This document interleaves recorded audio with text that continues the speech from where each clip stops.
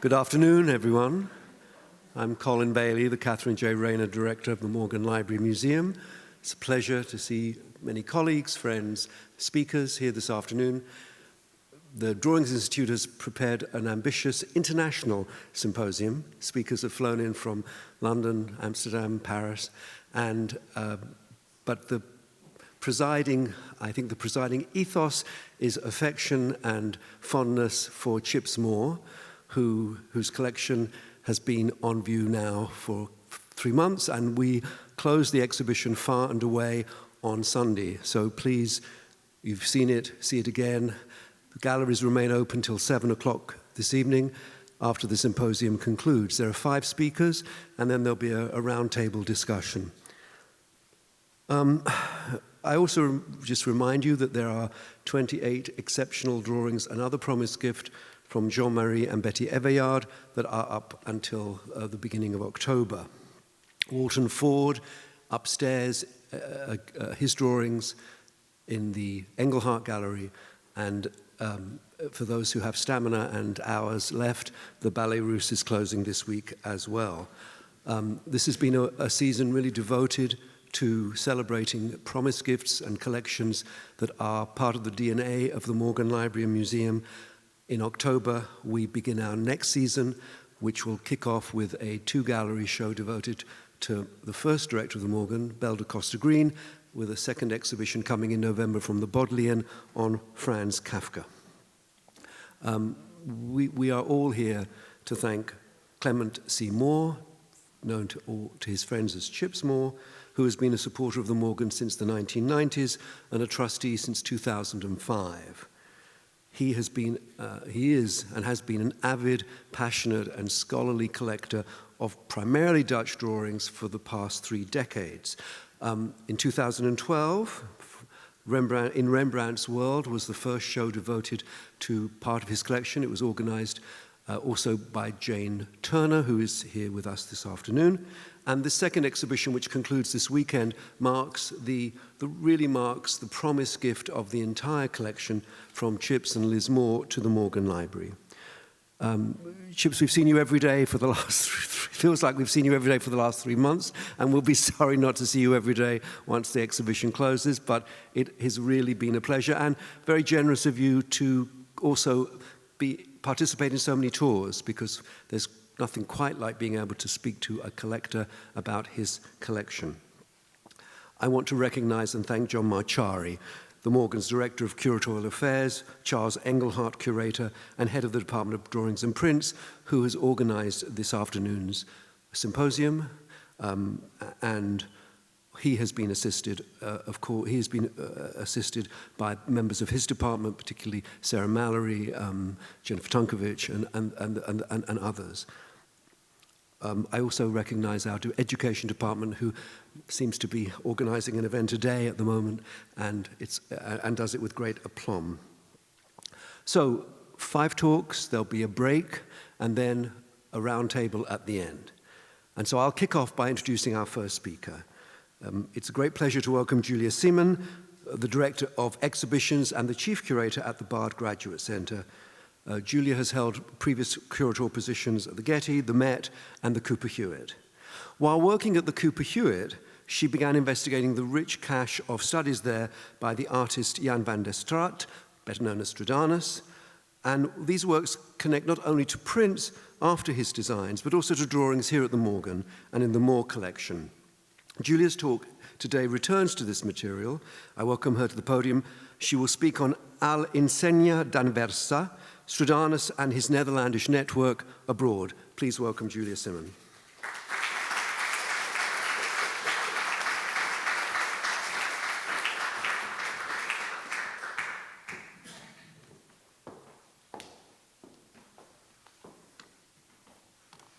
Thank you, Colin, and thank you everyone for being here this afternoon. Gonna unstaple it. I am delighted to join in this afternoon's symposium on Dutch drawings, which I am kicking off with a paper titled, naturally, in Italian. All'insegna di Anversa means at the sign of Antwerp. It's an address.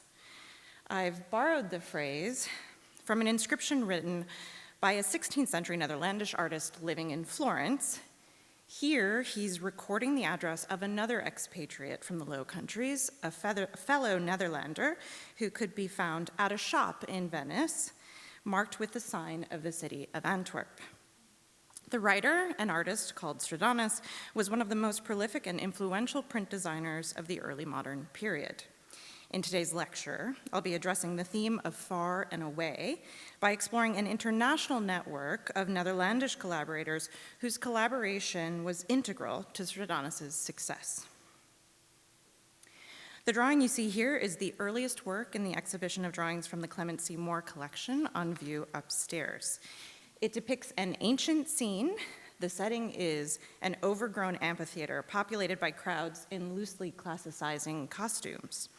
A Roman skyline is visible beyond, at the top. In the foreground, a bearded man, older but still sturdy, strides into the image at center. He carries a humble woven basket in one arm and, with surprising ease, a half-dozen farm implements in the other.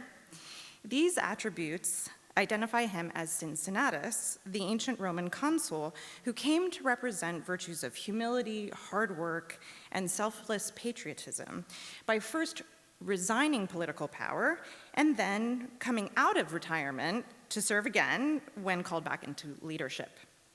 In this drawing, we meet Cincinnatus as he returns to Rome. The draftsman, Johannes Stradanus, also known as Jan van der Straat or Giovanni Stradano, was a Flemish artist whose internationalism is implicit in the fact that we still know him by these several names. Born in Bruges in 1523, Stradanus trained in Antwerp as a painter, but left the city as a young man, traveling across Europe and eventually spending the majority of his life abroad. In this beautiful portrait, we meet Stradanus at the age of 68, when he had already spent the better part of a half-century in Italy. Still, the portrait itself attests to the strength of his ties to the Low Countries.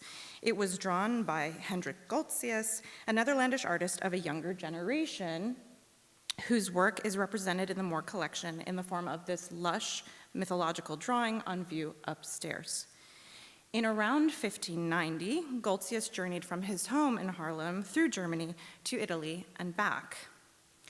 Along the way, he drew friendship portraits of artists, mainly Netherlandish.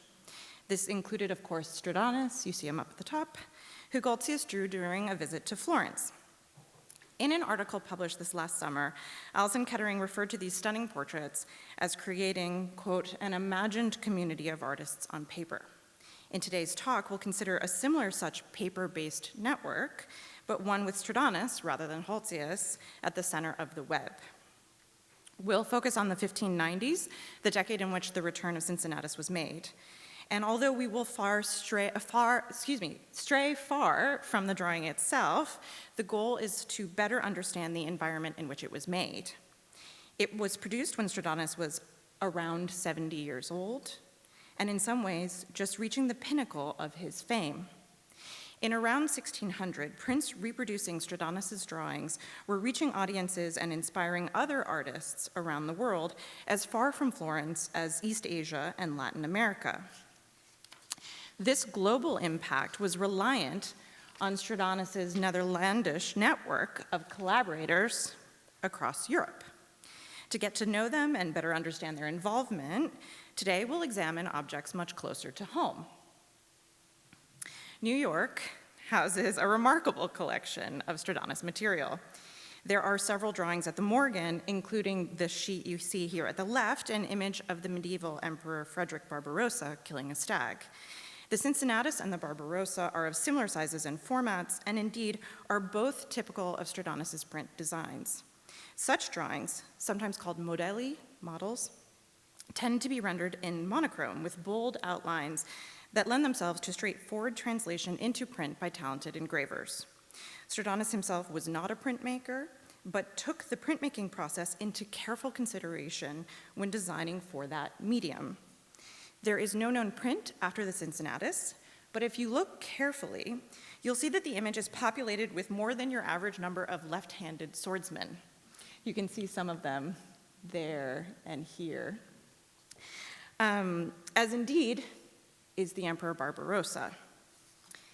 The Emperor's deer hunt was translated into print, and as is usual during that process, the end result is a mirror image of the original. There are other Stradanus drawings at the Morgan as well. These are not modelli, but rather small, quickly rendered preparatory sketches that Stradanus might later work up into finished designs. Here, you'll see an example of how that process might work. At far left is a sketch depicting an allegory of nobility, or nobilitas. At center is the modello, or print design, and at right is the finished engraving. Keep an eye on this composition. We'll see these works several more times in today's talk. Such preparatory drawings exist for the Morgan's Barbarossa and the Moore collection Cincinnatus, but they're not at the Morgan Library. Instead, they're uptown at Cooper Hewitt, the Smithsonian Design Museum. Cooper Hewitt is home to nearly 150 such sheets by Stradanus, offering an incredible resource for the study of the genesis of the artist's ideas. Here you see a detail of the preliminary design for the Cincinnatus, which is a rough schematic drawing just blocking out the key elements of the composition.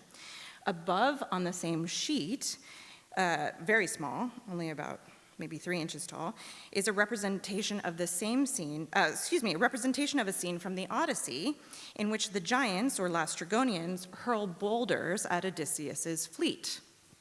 I should note that Stradanus captioned the Homeric image, just right there, but the phrase Lastrygonians, the giants, appears just below the lower margin, which has thus led the Cincinnatus to be misinterpreted as having something to do with the Odyssey. It doesn't. But the mistake alerts us to the importance of careful attention to Stradanus's annotations. The Cooper, Hewitt, and Morgan sketches seem to have originated, at least in part, in a sketchbook or sketchbooks, which were later disbound and the individual pages cut apart. As you might expect in a sketchbook, the pages are often double-sided, with drawings on the recto and verso. In this case, on the back of the sheet with the Cincinnatus and the Lastrygonians is another scene from the Odyssey, Circe, as well as additional inscriptions, some of which have nothing to do with the image at all, and relate instead to the artist's personal affairs. Stradanus's preparatory drawings are teeming with writings of many different kinds. Some of the pages are nothing but writing. There are iconographic explanations, passages copied from ancient texts, that's some Virgil's Georgics in Latin there. There are ruminations on the work of Renaissance humanists, records of commissions, fragments of correspondence in Dutch and Italian, and what I think of as record keeping, notes regarding payments and exchanges, both art-related and otherwise. Very often, these are what I refer to as Stradanus's laundry lists. They're actually fascinating records of his tailoring, but that's a lecture for another day. As you might expect, these annotations frequently include names, patrons, family members, the tailor, and of course, Stradanus's collaborators. Accessing that information, however, has unfortunately proved very difficult, at least until recently. The sketchbook drawings, as we might call them, were at some point in the past laid down, meaning paper applied to their backs, making it often impossible to see the text or images upon them. But there is good news. In 2021, Cooper Hewitt launched a multi-year research and conservation project dedicated to the sketchbook drawings. Here you see the hands of the Morgan's own paper conservator, Becca Pollock, who carried out an initial phase of the project. This endeavor has relied on the expertise and stewardship of more people than I can name in this moment, but which include, in addition to Becca, Perry Cho and Caitlin Condell at Cooper Hewitt, Reba Snyder here at the Morgan, and team members from the Conservation Center for Art and Historic Artifacts in Philadelphia. As this project now moves into its final phase, I'm excited to give you a small sneak peek into some of the new information we've learned. The project works a bit like this. On the screen, you see 6 individual drawings. The first step was to identify their relationship. Each of these is preparatory for one of the 6 designs in a print series called The 7 Gifts of the Holy Spirit. They're part of a set. Close looking revealed that these 6 drawings were originally, in fact, on 3 sheets that have been cut apart. So what's on their backs? 5 of the 6 sheets had been backed with additional sheets of paper, 2 of them together. Amazingly, these backing papers have now been safely removed, revealing 3 new entirely new documents. These documents give us more information into what Philippe Seneschal has referred to as the Flemish Connection, an international network of Netherlandish artists and their collaborators whose interconnectedness facilitated the success of the print trade in the late 16th century. This is especially important because, as Martin Selling has pointed out, we actually know very little about how these relationships worked. As we examine the evidence of that ecosystem within the new Stradanus documents, we'll meet 3 categories of people. There are the publishers and printmakers, there's the merchant, and then finally, the intelligencer. We start in Antwerp with perhaps the best known of Stradanus's collaborators. The first new document takes the form of a dated list, with each new entry recording drawings sent by Stradanus to his publisher, Philips Halle in Antwerp. Halle probably needs little introduction here. About 15 years Stradanus' junior, he began as an engraver before becoming one of the preeminent publishers in late 16th century Antwerp, one of the primary centers of printmaking in the period. Halle's relationship with Stradanus began in the mid-1570s when Halle made engravings that reproduced paintings the artist had made in Florence. You see one example here. Then, in the 1570s, 2 years in the late 1570s, Stradanus left Italy to visit Antwerp. During that period, he and Halle began producing large series of prints, multiple images focused on a single unifying theme. You see 3 of the earliest here, their title pages.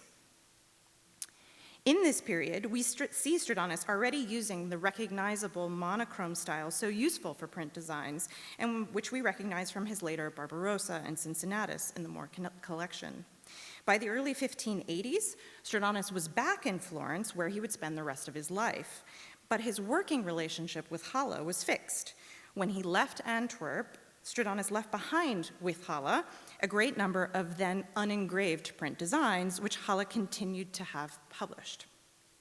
Then, back in Florence in the 1580s, Stradanus worked up new compositions, which he turned into finished modelli and sent from Italy to Antwerp. By this point, Halle was making fewer of the engravings himself, relying instead on a team of printmakers, including, here you see the name of Adrian Collart, his son-in-law who engraved the Barbarossa. The first new Cooper Hewitt document shows in just how regular and regimented a fashion Stradanus was sending drawings to Antwerp in the 1590s. This list covers exactly 6 months, from the 14th of April to the 14th of October. Across those 6 months, at a rate of about 1 per month, Stradanus sent each of the modelli for the 7 Gifts of the Holy Spirit series. Then, halfway through the period, Stradanus started sending drawings for a new series. These, again, about 1 per month. Fascinatingly, Stradanus only published 1 of the 2 series listed. Instead, his son-in-law engraved and published the 7 Gifts of the Holy Spirit. That fact itself isn't new, but it is surprising to learn that all of the drawings were sent straight to Halle with no mention of Collart. Perhaps Halle made the decision himself. He may simply have been busy. But in any case, Stradanus seems to have trusted Halle to organize and arrange the printmaking process in Antwerp. Of course, Halle and Collart were not Stradanus's only publishers. The second new document is similar in format to the first, but relates to Stradanus's relationship with Jan and Raphael Sadler, Netherlandish brothers who left Antwerp in the late 1580s to set up an establishment as engravers and publishers in Germany. In the early 1590s, when Holtzius passed through Munich on his way back from Italy, he made this drawing of Jan, the elder of the brothers. One of the great surprises for me in comparing these 2 new documents is that they overlap in time. They record drawings sent over the very same months in 1595. The Sadler document, however, is much less straightforward than the one we've already seen. It involves not only just the sending of drawings, but also questions of feedback received and payments due. Here, Stradanus records the price of 3 drawings for which he is owed 20 scudi at 7.5 scudi each. One of which, it's just nice to note, is the nobilitas we've seen before, derived from a Morgan sketch. Now, besides telling us that Stradanus's math leaves something to be desired, this statement of debt raises an interesting question of payment. How was Stradanus paid for the print designs he sent to his publishers elsewhere in Europe? This is where our merchant comes in. The third new document is a fragment of a letter in Dutch, written by Stradanus to Halle and Antwerp. As we might expect, it mentions engravers and items sent to Italy. It also mentions a name, Hans or Jan Peborg, that I am eager to acknowledge meant nothing to me before I spoke with the scholar Karen Bowen. Karen, who with Dirk Imhoff has a forthcoming volume to be published by Brepols entitled The Burgeoning European Print Trade, the Distribution of Prints via the Planta Moretus Press of Antwerp, recognized Peborg immediately. He will be discussed in the forthcoming book as a merchant who was involved in the large-scale shipments of prints and presumably other goods from Antwerp to places across Europe. If Peborg could move prints, it seems that he could also arrange movements of money. On the newly revealed verso of the Morgens Nobilitas sketch, Stradanus has made a note of a payment.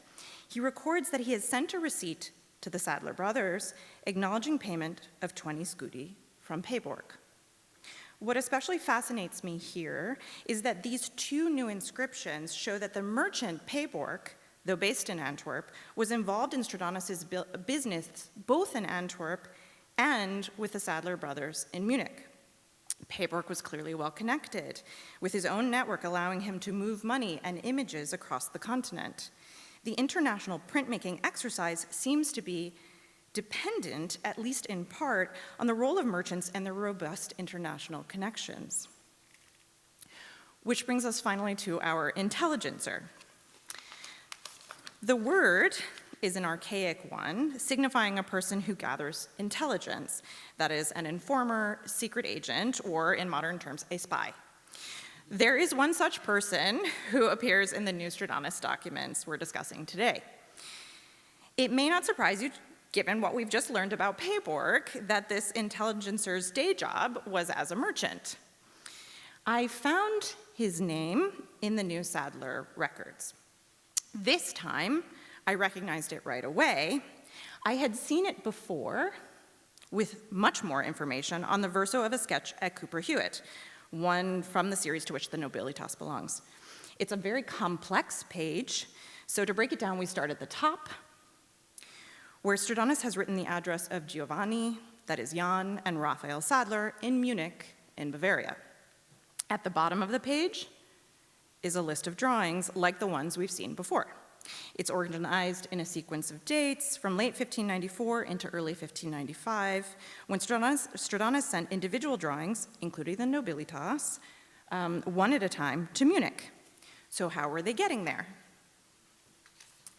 At the center of the page, Stradanus explains that his drawings were being entrusted to a fellow Fleming, Messer Giorgio Limauer, located at the Ponte de Veglio in the neighborhood of Santa Apollinare at the sign of Antwerp in Venice.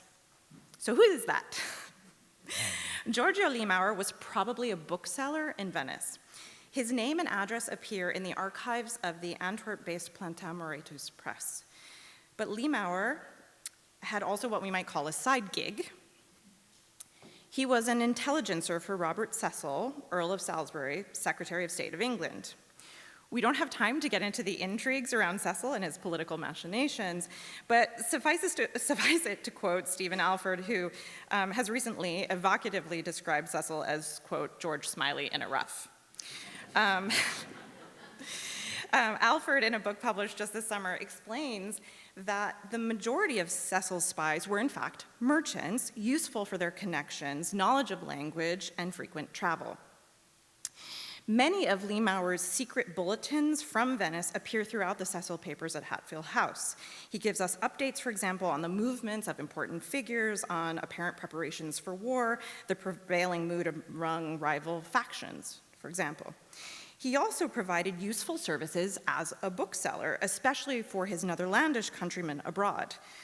When the Flemish composer Philippe de Monte, based in Munich, wanted his score, a new score, delivered to Grand Duke Ferdinando de' Medici in Florence, it was Liemauer who served as go-between, arranging the delivery.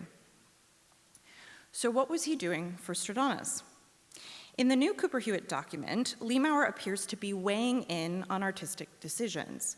Drawings are reworked, and letters are sometimes sent to Liemauer before even getting to the Sadler brothers. Perhaps Liemauer, with his merchant's knowledge of the market and strong international ties, provided exactly the kind of insight that Stradanus, planning his next series of blockbuster prints, might find useful. The network that emerges from the new documents we've seen today is interwoven and complex. Each of these individuals, and the many more who likely go unnamed, were driven in their interactions with Stradanus and his art by their own agendas and business sense. It is without doubt into this multifaceted ecosystem that Stradanus's Cincinnatus was made. We must consider that from the very first sketch, Stradanus had his Netherlandish network in mind. The scraps of writing we've seen today are admittedly less lovely to look at than Holtzius's handsome friendship portraits, but they allow us to trace the exchange of art and ideas between fellow Netherlanders across Europe, thereby facilitating the promotion of Stradanus's compositions across the world. Thank you.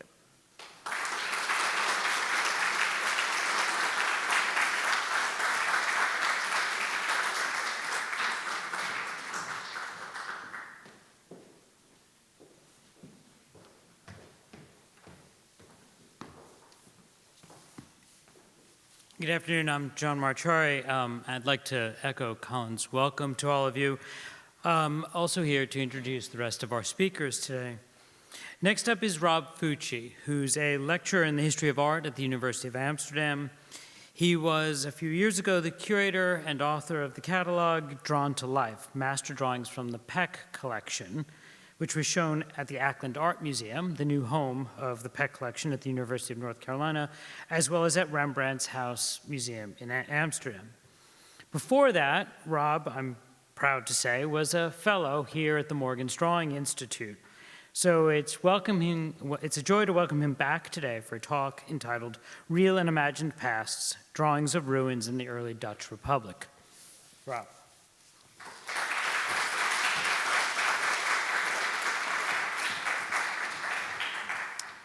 Thank you, John, and thank you, everyone.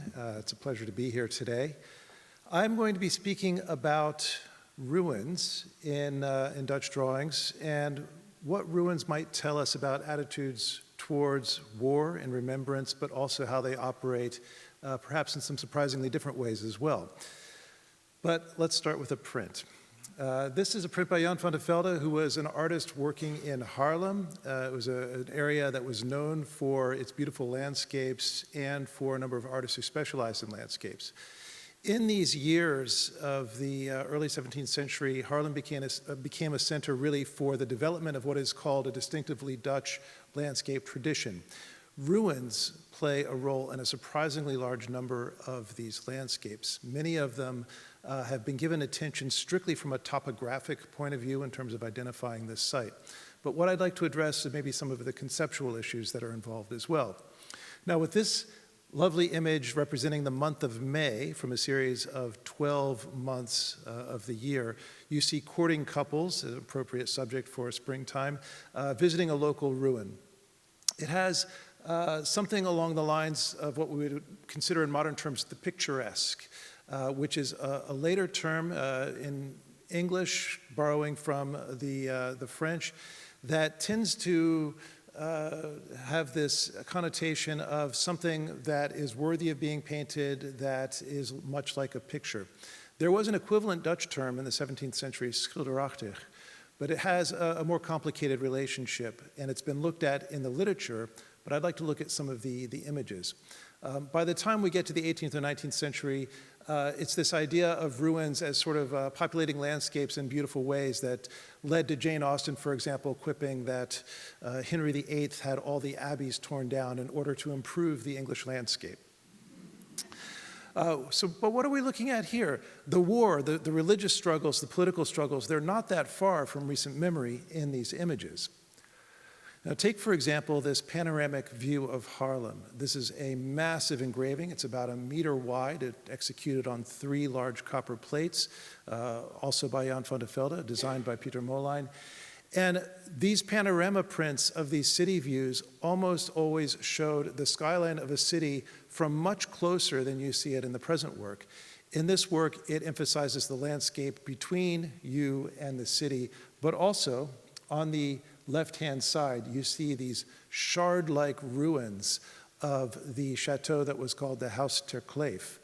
And the ruins are still quite fresh at this point, you could say, and they, more importantly, have become an emblem of the city. They've become almost like a civic monument representing this mode of landscape already in 1621 in this image here. Now, the Huis ter Kleef was this structure here that you see represented in this 18th century imaginary view of the siege of Haarlem.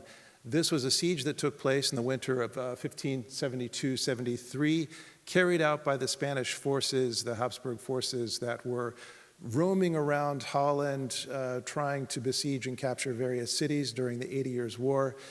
This is the Duke of Alba, who was in charge of the siege of Haarlem, shown in this gorgeous but terrifying portrait right here uptown in the Hispanic Society by Antonis Moore, who painted it.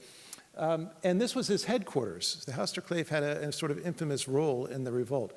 Haarlem fell. Thousands were slaughtered. The entire garrison of 2,000 men were slaughtered. Many people starved. It was and still remains the most traumatic event in the history of this city.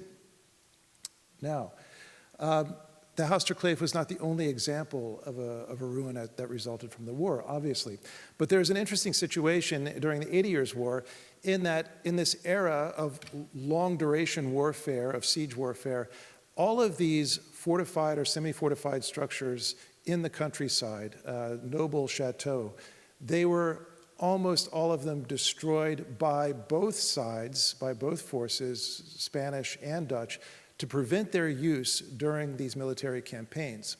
And almost all at once, when the country woke up on the eve of the 12 Years' Truce in 1609, and these are the borders from that truce. You have the Catholic South, which more or less comprises present-day Belgium, at least some of the borders have changed a little bit in the ensuing hostilities, and the north, the present-day the Netherlands with the province of Holland here. At this moment, hostilities ended for 12 years, and when it was safe to go outside again, what artists are finding is an entire countryside littered with ruins. Not many of them survive today. A lot of them have been spoliated, but it was a very interesting sort of environment for artistic exploration, resembling almost, in some ways, Italy and Rome, with so many sort of destructed buildings that were available for contemplation and for artistic rendering. Now, this brings me to a drawing in the present exhibition, which appeared out of nowhere in 2021. And before it came up for sale, Stein was very kind enough to alert me to it before it disappeared into the mists of oblivion, which thankfully it did not. It's hanging upstairs in the hall for you to look at today. But since I had written my dissertation on Jan van der Velde, it was fascinating to see a completely new work. Although the image was not completely new because there was a copy in Berlin, it rung a bell. But now to have the original to confirm that this was a design by him was quite extraordinary. For reasons of stylistic analysis and also a print relation, it appears to be the earliest surviving depiction of the ruins of the Huis ter Kleef, coming in around 1615. So it's historically significant from that point. But even more fascinating is that it contains quite a remarkable series of mountains in the background. Now, just to be clear, for those of you who don't already know, Holland is flat. Very, very flat. These are imaginary mountains, and this falls into sort of a mode of landscape depiction, which is quite unusual because it's purporting to depict an actual structure, but doing so in an imaginary manner. It's working in a different sort of aesthetic register than we're used to witnessing. When I first saw the work, another work jumped to mind by one of my all-time favorite artists, Hercules Segers. This is a painting in Rotterdam. And no, this is not a Belgian village that you see here, but rather a cluster of Amsterdam canal houses that Segers witnessed from his window near the Noordermarkt that he sort of magically transported, like beamed to where exactly? It looks like an Umbrian plain with the old hilltop towns there. It's a type of landscape that invites consideration of the possibilities of landscape making. This sort of image does not exist, but what if it did? It seems to ask us. But the difference here is that these are wartime ruins, not an innocuous set of townhouses from Amsterdam. What does it mean for a viewer to confront these ruins in the time just after the war? They began to be depicted not in the generation that experienced the war, but in the generation or two that really followed. But the war was still fresh. Jan van der Velde also illustrated the book by the local historian Samuel Amsing, in which he has plates of some of the ruins. And for the Huis ter Kleef, he's very specific about the fact that it was the Spaniards who destroyed it. Note how he says, who founded it, nobody knows. There is a sense of this early proto-modern sense of archaeology of wanting to know the foundations of these structures. But how it was destroyed has not yet been forgotten. Fie on the Spaniards who oppressed our country so sorely, and fie on him who still longs for their return. This is Amsing, who's a Protestant preacher as well as historian, taking a little jab at the Catholics who still populate the city of Haarlem. So the memories are still being kept present about what happened to these structures. If we go back and look at when Dutch artists first started depicting these ruins, we find that right around 1600 there does begin to be some interest in them. This drawing by Hendrik Grotius, for example, which he dates to 1600 himself in the inscription above, shows them from a rather appealing angle, but they don't correspond exactly to the architecture of the site. And in the case of Brederode, which is even further north in Haarlem and also played a role in the revolt, we have the benefit of being able to visit the actual ruins more or less in the present state that they were in the 17th century. So we can actually compare the use in works of art to the site today, which is also very fun for nostalgic activities, such as teaching your children to kill people with sharp objects. I have to admit, I've been to these things too. I have a 5-year-old who was recently knighted for her work on the field. It all depends on which angle serves as your backdrop too. You can still see that it is a status as a ruin. And Brederode was the most depicted ruin, if we go just by quantity, in the 17th century at the time. And in fact, so many drawings of Brederode existed that in the 18th century, some owners would just write Brederode on the verso of the drawing, assuming that the ruin depicted it, even if it depicted a completely different ruin. It was that common at the time. Jan van der Velde also made a drawing of the ruin, although the site was not identified until relatively recently when a master's student began working on the topographical aspects of the ruin. But there it is in the background of this image. It's a scene of a shed where you have the main portcullis of the castle visible just outside of the shed. He seems to be showing how life is returning to these structures, the sort of imbrication of the old and the present at once, much like you see inhabited Roman ruins, which were already a topos in art at the time. Now, the Huis ter Kleef, unfortunately, these are the noble ruins of the Huis ter Kleef today. Much of the stone was appropriated for other projects throughout the 18th century, and today it is a nice garden park in Haarlem that you can still visit, but you can't compare it to the original site. Other ruins like Spangen outside of Rotterdam, this was also a chateau destroyed during the war. You see in the Trousseaus here a very innovative artist like Willem Buitenweg. He's not so much interested in the documentary aspect of the ruin, but he's already showing how the foliage interacts with the ruin, how it's like to approach this ruin from a distance. And this is a very different type of conception than we find slightly earlier if we look at Hendrik Hondius, for example, who may be making some of the earliest images of ruins at the time. His drawings are very difficult to date because they cover a wide range of his career. But this one does appear to be earlier and really clears the foliage out so that you can have more access to the sort of investigatory nature of what it looked like at the time. He was famously the drawing master of Constantijn Huygens, who called his images of ruins elegant deformations. Huygens was the leading diplomat of the Netherlands for much of the 17th century and a connoisseur as well. So returning to Jan van der Velde, how he used ruins in his printed work is very telling. This is his earliest known published series of prints or of any type of work that he did. It comes from 1615 when he was about 21 or 22 years old. And it is titled the Amenissimi Aliquat Rejunculi, or the most pleasant places, some very pleasant places, of ruins and antique monuments. The idea of ruins and landscape are already being combined in this seminal work of images that shows the Dutch, the local natural surround being explored.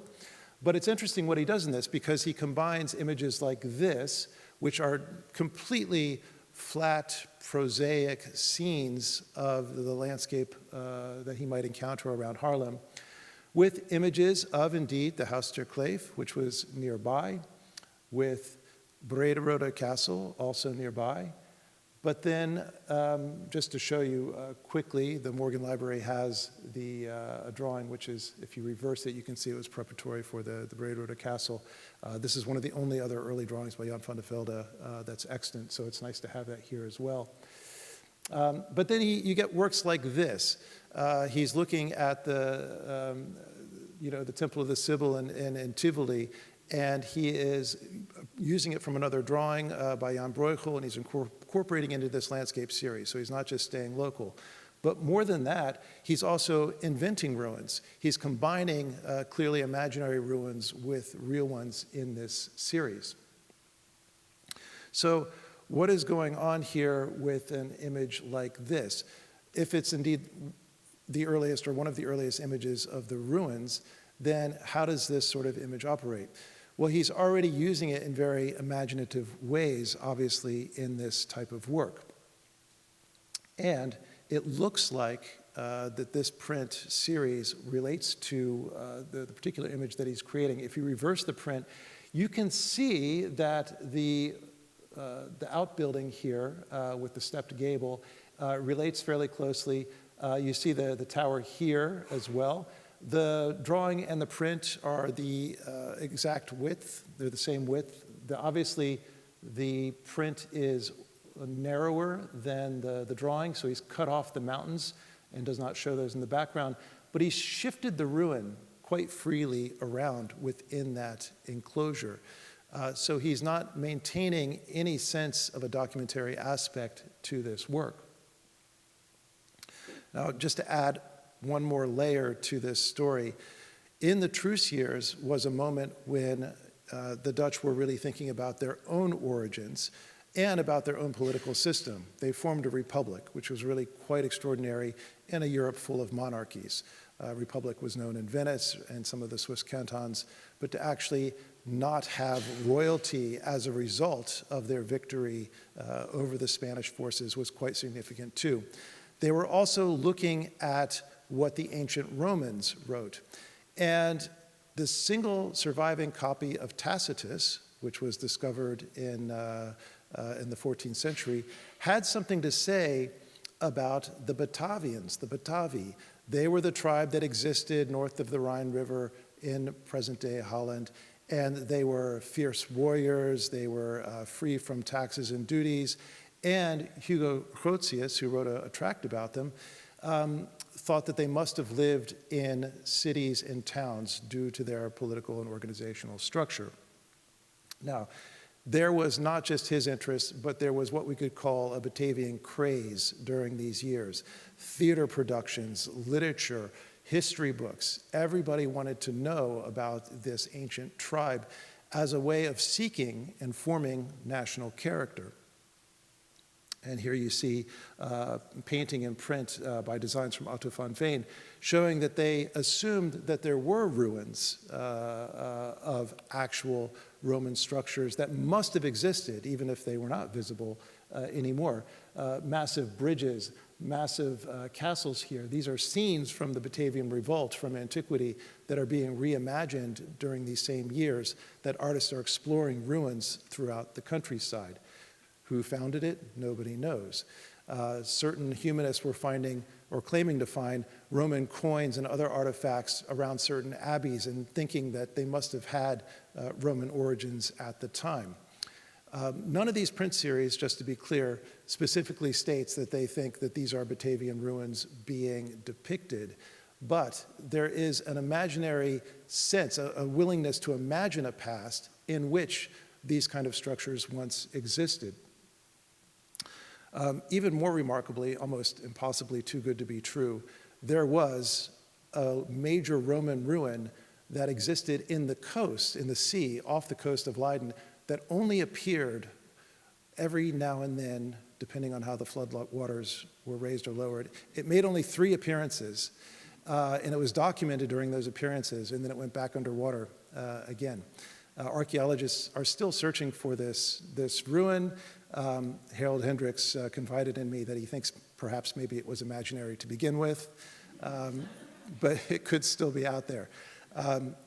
I'm always surprised. In my hometown of Weesp, they used LiDAR to discover the foundation of a castle, a medieval castle that no one knew existed, either physically or in the historical record. So, but what we understand of the Batavians, there was really no such structures that existed at the time. But there is a real willingness to want to believe that it must have been there. So going back to this image of the House ter Kleef, what I'm positing here is that these ruins were quite flexible in nature, that you can see a sense of actual structures being used, creatively reimagined quite freely, despite the wartime trauma that's implicit in these images, because they imbue some sort of authority of a past. And they imbue it through the passage of time as well. And one of the most remarkable aspects of this image, for example, is just how many trees he's added into the enclosure itself, trees which were not represented and probably did not exist at the time within the actual ruin. He's showing a sense, much like Buitenweg is showing you how the ruins of the Castle Spangen are growing in and among nature, of the passage of time, of how the nature and the man-made coincide together to evoke a sense of a past that existed, whether real or not. Thank you.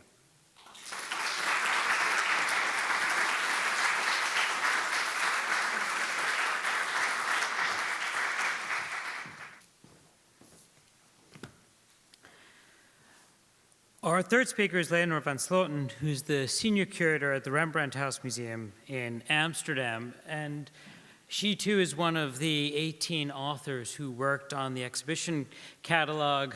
The last to be added, and a story I kind of can't resist telling. There were 2 drawings in the exhibition whose subjects had never really been worked out, and we had asked various people about them. We didn't really have a solution, and in the end, although we wanted to include those in the show, they remained mysteries, and Sarah, Mallory, and I had begun to draft entries just sort of summarizing the ideas about them.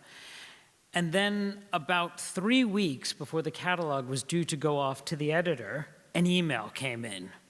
And Leonor had explained that, you know, that drawing by Eckhout that Chips has, she didn't even know it was going to be in the exhibition. She was just writing because it was a drawing shown here in the 2012 exhibition. You know, Chips is drawing by Eckhout. I think I've figured it out.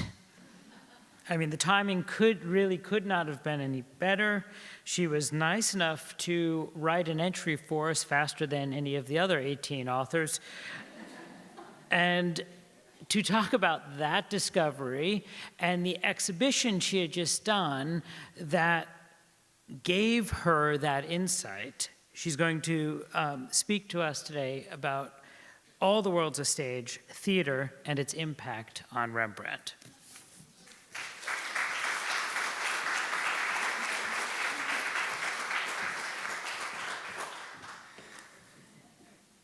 Well, good afternoon. It's wonderful to be here, and it's an honor to be part of this symposium, which celebrates the wonderful exhibition with drawings from the exceptional collection of Clement C.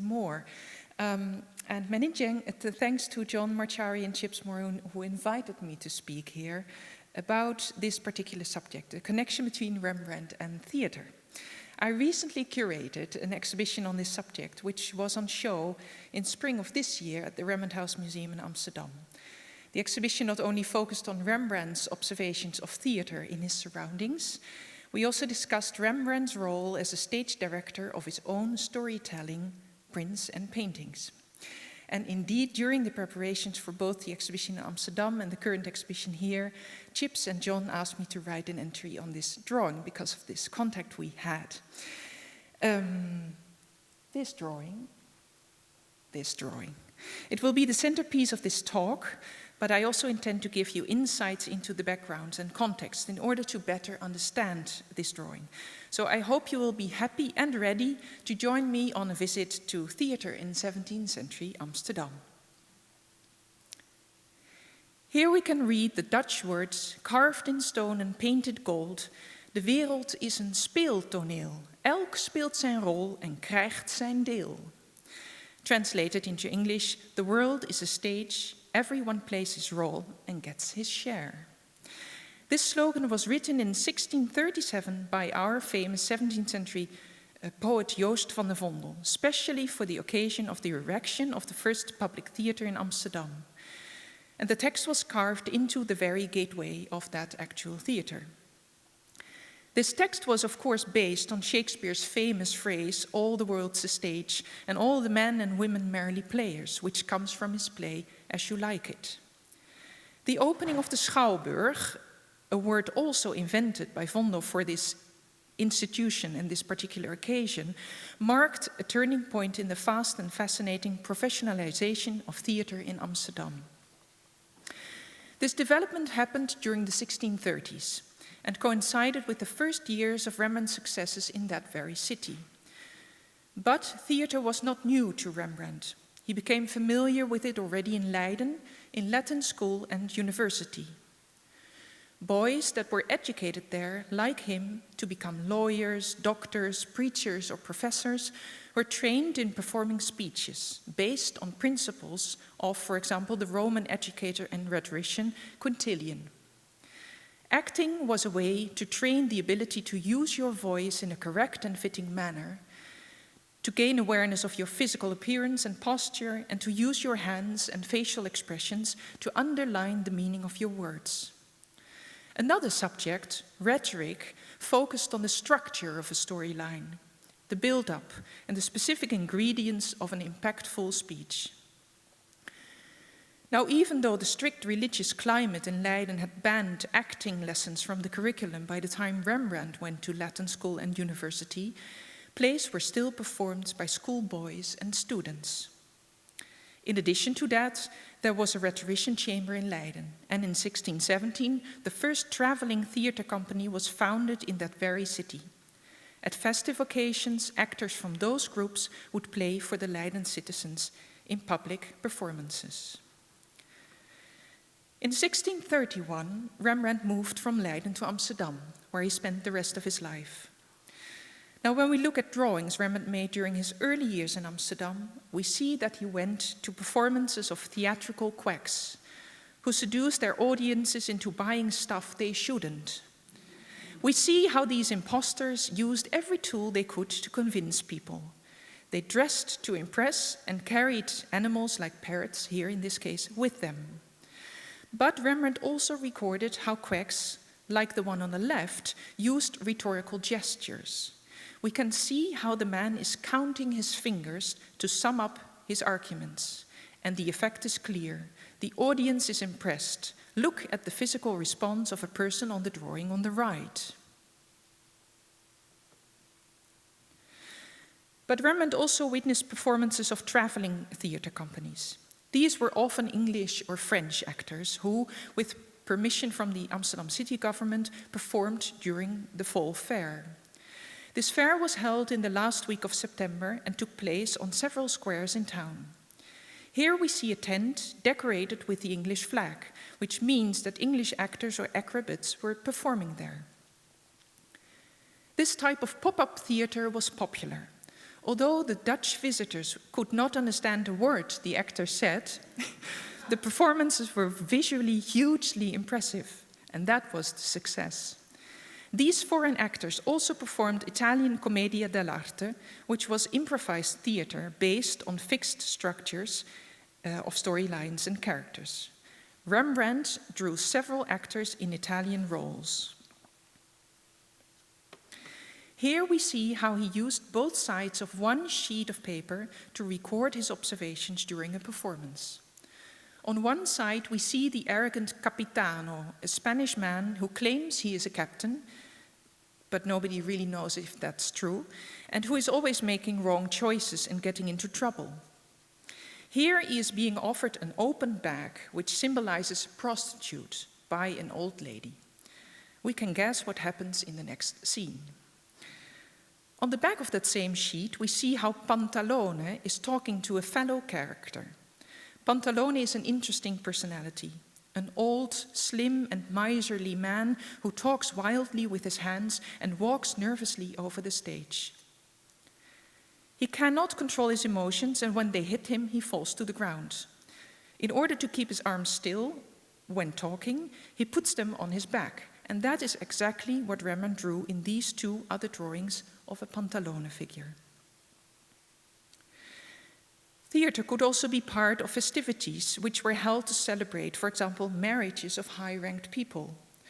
Possibly Rembrandt drew these observations at such occasions. Here we might be looking at actors performing roles of all sorts of stereotype figures as part of a procession.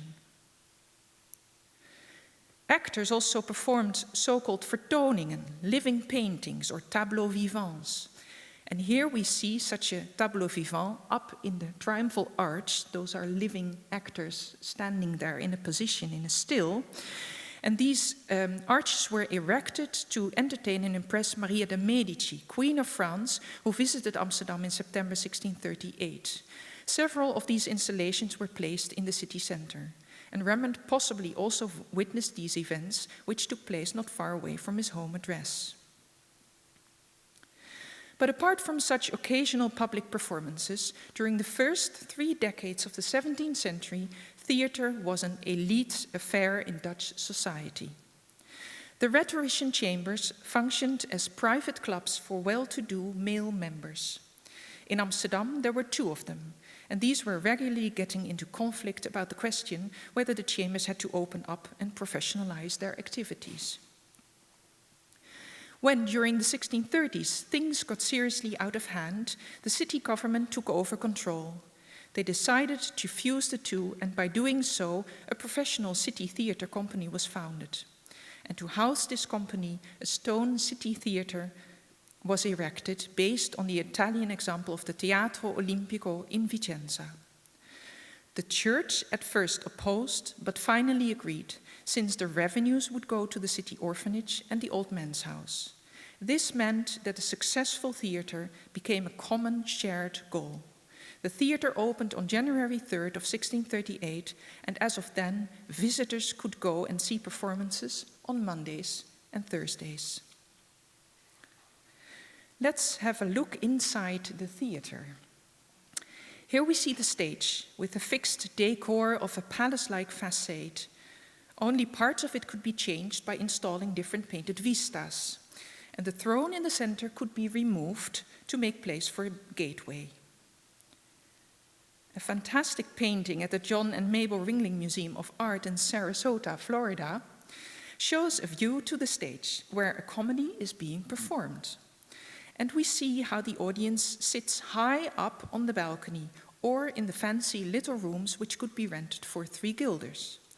The cheapest tickets were sold for 4 stuivers, 20 cents, for the staanplaatsen in the center of the hall.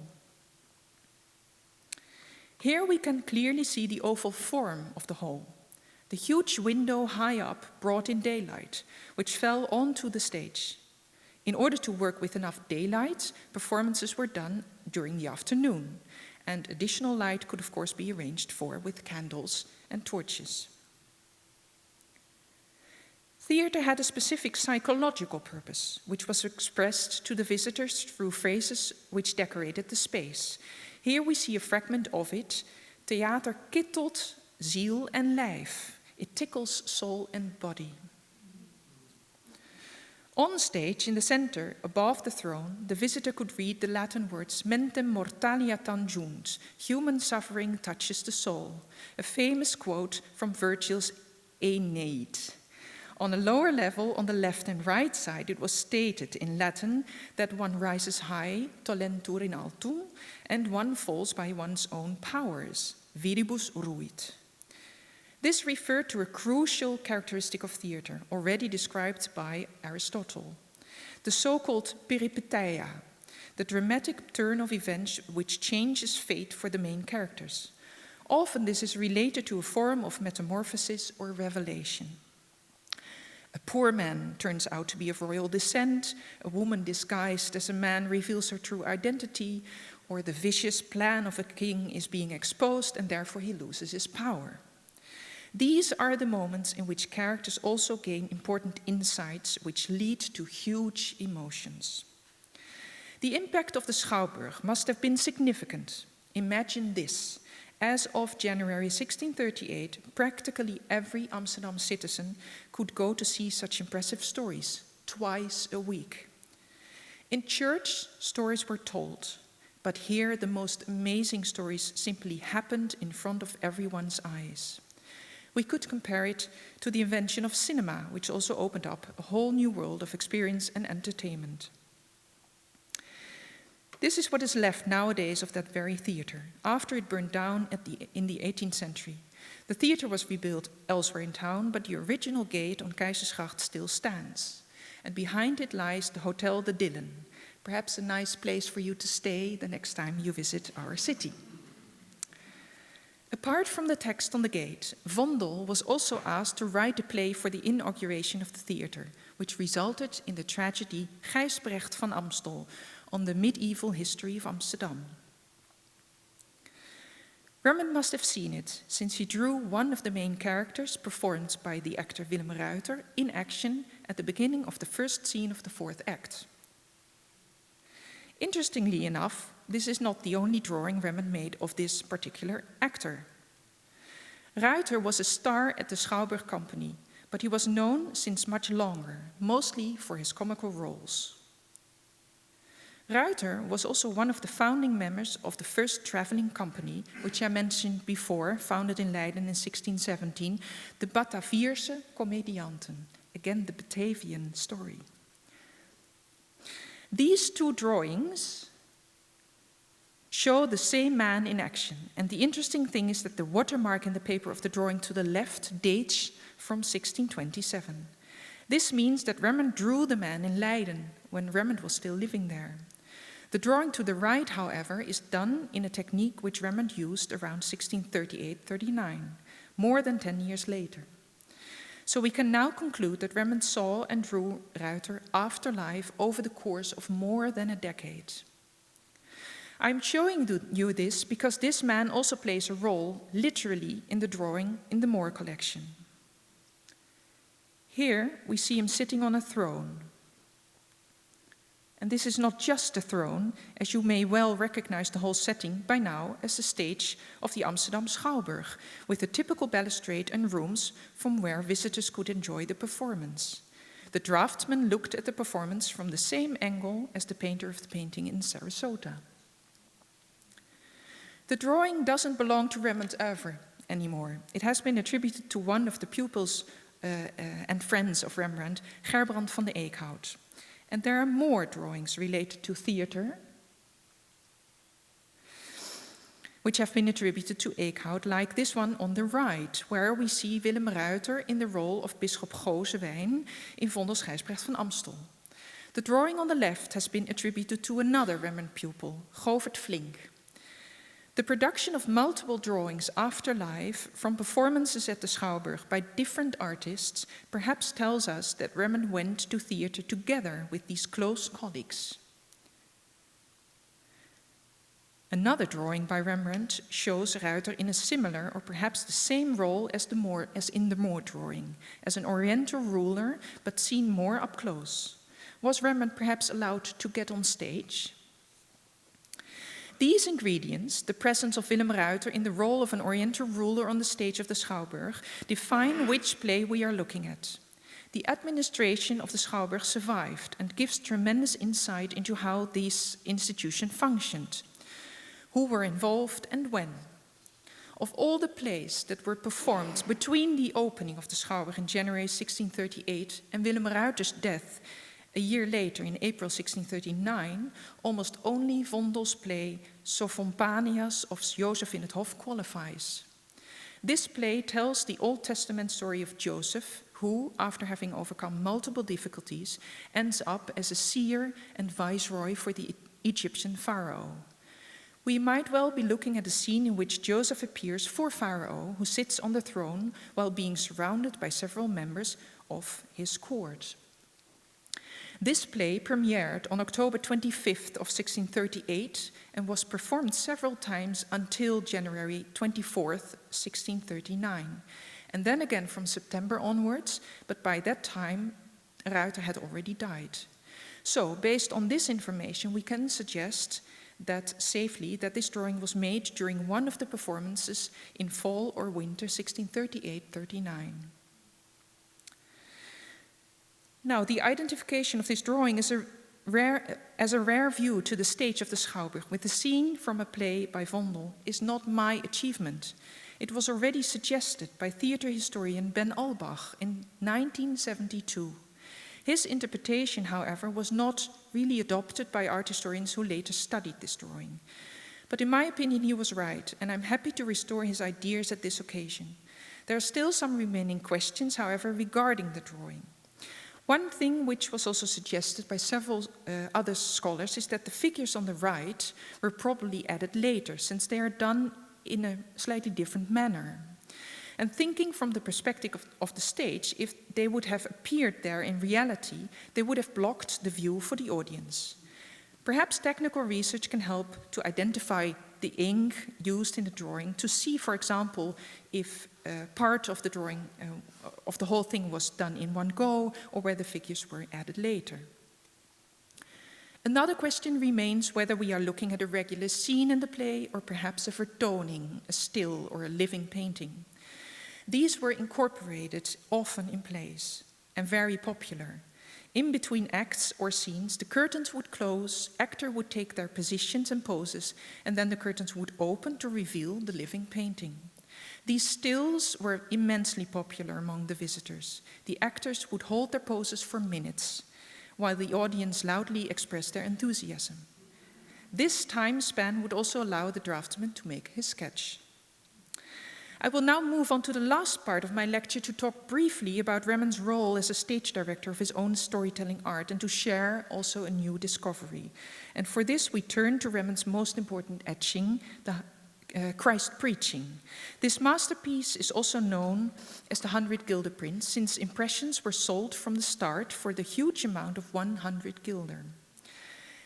And let me show you the artwork in mirror image, since this is the composition Rembrandt drew onto his etching plate. We heard it already before. Through the printing process, every impression is a mirror image of the plate. The stage directing techniques Rembrandt used originated from rhetoric, the art of storytelling, and had many parallels with theater practice. The choice of the moment to depict, this is often a turning point, the péripétie, or the suspense just before the emotional explosion. The use of facial expressions and hand gestures, which were internationally standardized.